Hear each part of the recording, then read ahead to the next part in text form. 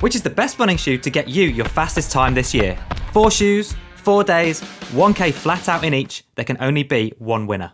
Okay, so we've done this before. I'm a glutton for punishment, but it's exactly the same format. So 4 1K flat out time trials in 4 different pairs of shoes on 4 different days. And as I run, I'm going to be talking you through how they feel and what you can expect from these shoes, as well as trying to incorporate some of the opinions of the other running channel presenters who've been testing them out over other distances.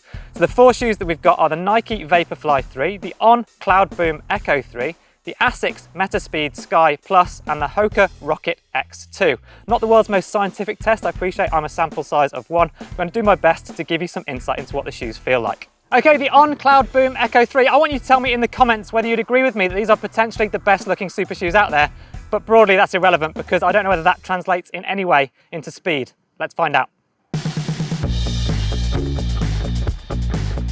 Okay, so I've set off and we're going to be running the same stretch of road on 4 different days with the 4 different shoes. Not the most scientific, but I'm going to give it my best each day and then give you my opinion of the shoes as I'm running. So with the On Cloudboom Echo 3, yes, they look beautiful, but my immediate perception as soon as I started running is just how firm they are. And so On have had to kind of go away from their core USP, which has always been that cloud technology. The midsole still says cloud tech on it, and you can see the visible carbon plate and the shaping of that carbon plate through the middle. But it doesn't feel particularly soft, so it's not a cushioned shoe. And because of that, it does mean you feel very stable, which is actually quite a nice feeling. But as I'm running along, I don't feel like I'm getting that much energy return, or certainly I'm not experiencing that real propulsion that I'm used to from super shoes. But that being said, I'm also not struggling to run fast, so I do feel like I'm moving along pretty quickly. The upper here is very minimal, so there's a lot of weight saving there, which is a positive, but there's no sacrifice for fit actually. They fit me really well. I was able to lace them up nice and snugly and get a really locked in feel. They're also incredibly breathable because of how lightweight that upper is, so that's a really good combination. So they are comfortable, but like I said, they're on the firm side, one of the firmest super shoes I've ever tried. Now as we're getting toward the business end of this K, I'm really breathing heavily, and whilst I didn't notice that sense of kind of energy return, I also didn't really notice the shoes at all, and I was able to keep turning my legs over at what felt like a really good fast pace. So actually at this stage I'm not even really thinking about the shoe, which is a massive positive. I'm just trying to turn my legs over, keep moving fast and get to the finish of this first K. Okay, it feels really good to put the shoes through their paces. Oh, I'm losing my breath. It feels really good to put the shoes through their paces at what is essentially a max effort for me. So I know not everyone will want to run flat out in the shoes, but it gives a real good relative gauge for me as to how responsive they are at that top end, and how much they help me to go faster as I'm getting tired towards the end. So it's going to be really interesting to compare the times as we go along.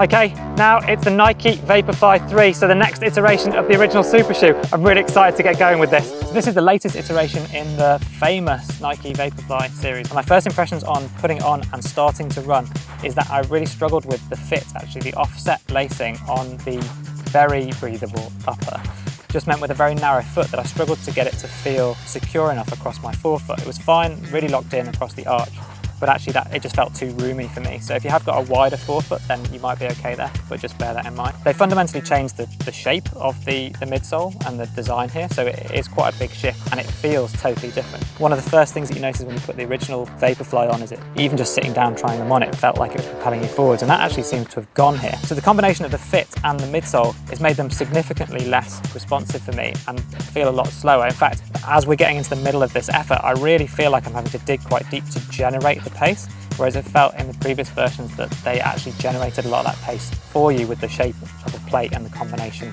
with the foam, whereas I don't feel like this is kind of rocking or propelling me forwards at all. I'm actually, the word I would use is wallowing a little bit in terms of the pace that I'm trying to generate and the lack of stability, because they do feel really soft, but not soft in a kind of bouncy, let's run really fast way, just soft. So then as I'm coming into the final few hundred meters of this K, I'm breathing really hard and really struggling a little bit to turn my legs over.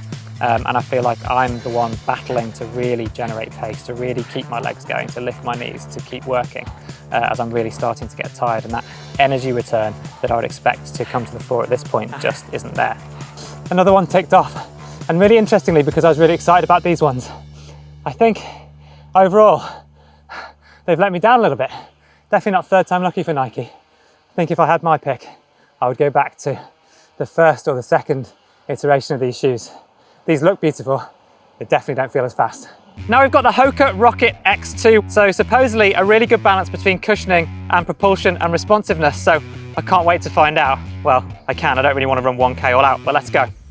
Okay, so we're off. This is the Hoka Rocket X2, and the immediate thing to note was as soon as I put these on, these felt incredibly snug, by far the best fit of all of them. I do have very narrow feet, so I did have to cinch in the frontmost kind of lace eyelets together a little bit, so there is a little bit of extra room if you've got a slightly wider foot. But actually the combination of the tongue, which is gusseted with elastic, actually meant it's really snug to try and pull it on, but as soon as it's on, it just locked my foot in place straight away. It's got by far the flimsiest heel of the uppers of any of the shoes on test. But actually the way that it's designed fitted around my heel really, really well, so there's absolutely no movement there at all. So the upper was great, and then these immediately felt much softer than the Ons and much more responsive or propulsive than the Nike, so a really good combination. They really do feel like they rock you forward and propel you through each foot strike, so that it felt like they were generating pace for me as I was running. And as I started to get fatigued, as the effort went on, I was breathing more heavily, trying to just make sure I can keep turning my legs over with a similar cadence and the same sort of stride length and drive. Actually, this is where the nice responsiveness came in to actually give me a little bit of energy return. And I'd also say that the comfort of these shoes, in terms of the extra cushioning, they're definitely softer and therefore I think more suited to a more versatile range of distances in terms of feeling not particularly aggressive, but they felt fast, soft, comfortable, and actually overall really stable. So even as I was fatiguing and have a propensity to kind of my knees to roll in or my ankles to not be as efficient as possible, these felt like they were giving me a decent level of support. Okay.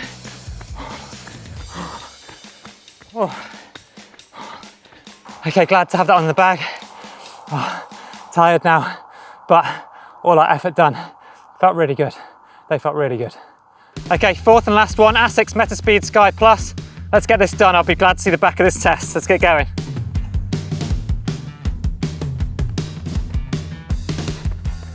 So setting off in the ASICS Metaspeed Sky Plus, the first thing that I noticed was that they fit my foot really well. So there's a lot more width at the front here, so if you do have a wider foot, I do think you'd be fine. But even though my foot is narrow, I could lace them up really comfortably and get a really good fit. The upper's really minimal, definitely feels nice and breathable. And then the other thing that you notice is that I don't think they are actually wider than the other shoes on test, but they feel wider when you hit the ground because they just feel so stable. But slightly strangely as well, they also feel almost like negative drop, like they feel like your heel is sitting slightly lower than your forefoot.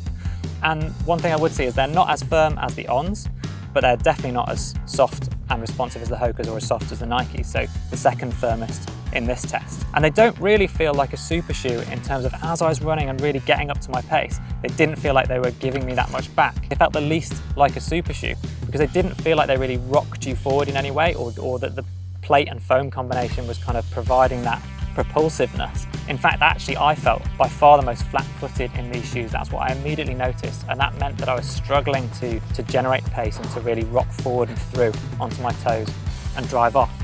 So I felt like I was running okay. I was breathing really heavily, trying to drive my arms, as well as get my legs through fast enough to keep them turning over as I come towards the end of this K. But the overriding sensation is of them being slightly flat-footed. So I could see actually, because of the stability, these being a good shoe to run long distances, even though they're quite firm and so you're not getting that element of cushioning compared to some of the others. I do think they feel really like planted and stable. So potentially for me anyway, would definitely be better suited to longer distances rather than trying to run an all-out 5K.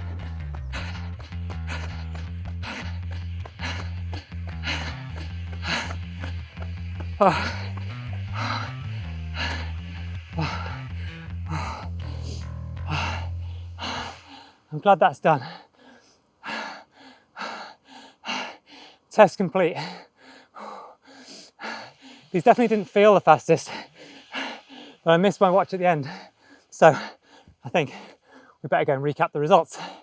Right, I'm glad that's over with. 4 days done, 4 different days, 4 different all-out 1 kilometers, and 4 different shoes tested. So I still stand by my original thing that I said, which is that I think that the Ons are the best looking super shoe. And I do really like how the Nikes have made their update look, but does that translate in any way into the time? So I'm gonna run you through the times that I ran in each shoe and then give you a quick summary of which one I would choose. So first up we had the On Cloudboom Echo 3. And for the 1K in these, I ran 2:49, which is fast. I surprised myself. And it surprised me in terms of how they felt, because they felt very firm, not super responsive, but obviously they were fast. So that's a really good start, really good benchmark laid down for the other 3 to try to beat.